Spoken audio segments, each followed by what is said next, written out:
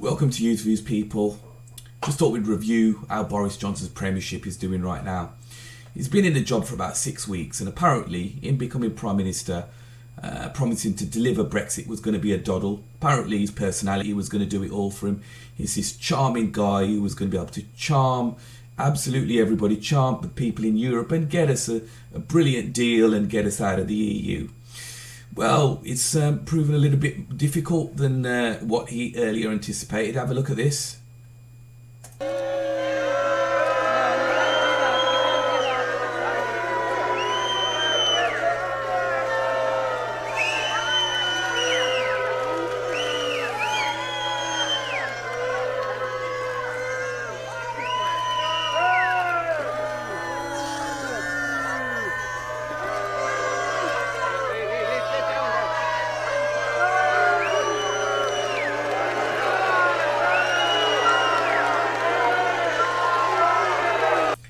They are savage up there in Scotland. I mean, so much for good personality.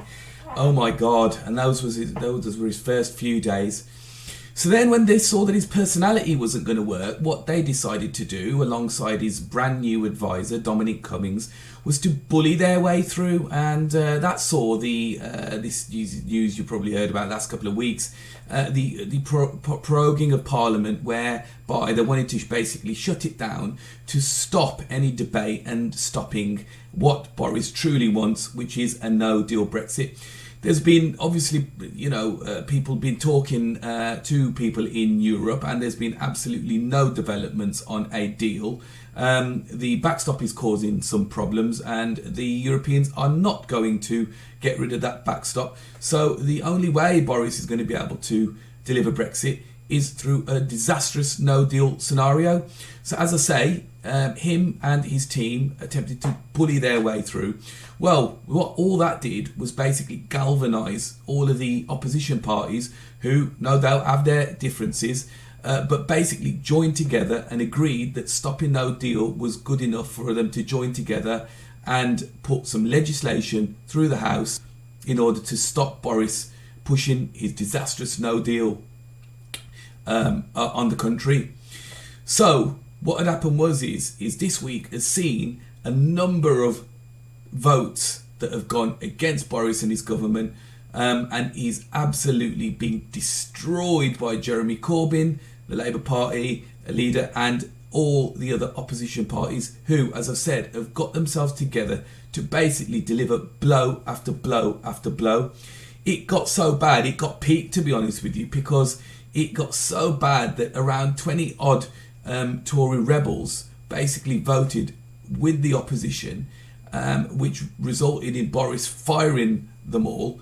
And the very next day, one of the most influential and well-known Tory MPs who was sacked had this to say about him. These exchanges quite predictable. They've been well rehearsed before we took place. I do think the Prime Minister, with the greatest respect, has a tremendous skill in keeping a straight face whilst he's being so disingenuous.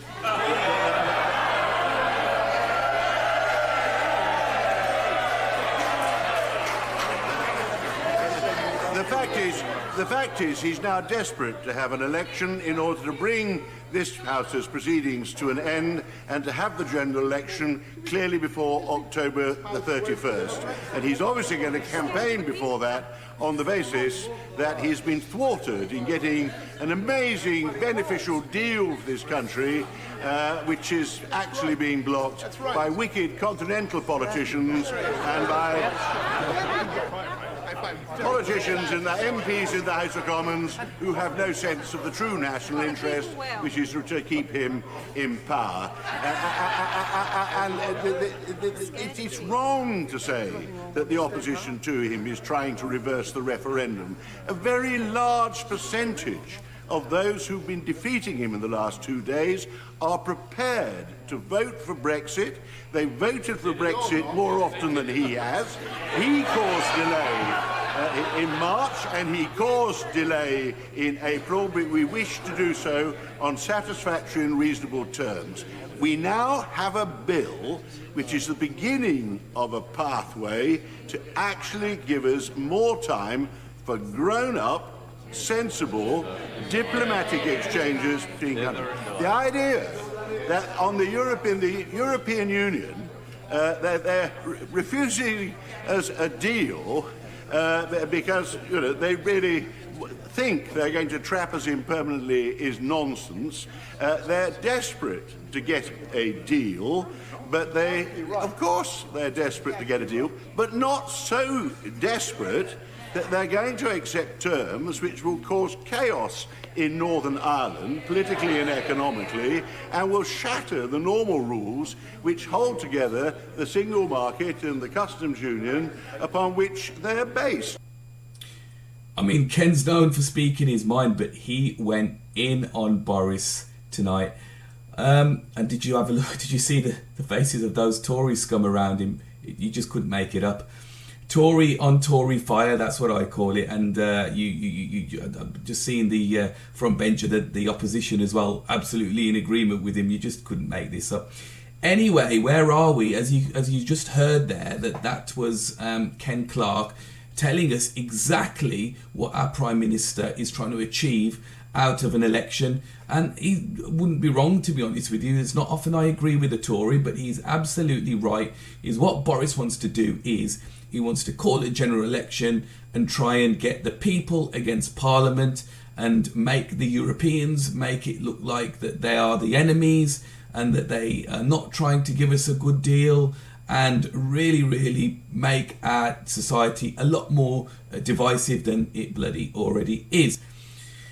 Thank heavens we have a great leader of the opposition, Mr. Corbyn, who has galvanised the other side and basically put a spanner in the works. Now, as you'll hear on the Tory media at the moment and all of the disgraceful rags that we have in this country, Mr. Corbyn will be blamed for backing off for winning an election. There's a very good reason why they shouldn't be calling for an election at the moment, because they are afraid, and a very realistic possibility because nobody can trust Mr. Johnson, that he will change the date of the election to either fall after the Brexit deadline of the 31st of October or just before, and we're not going to let him do that, and therefore it is absolutely, I agree, and anybody who is decent and wants a good outcome of this Brexit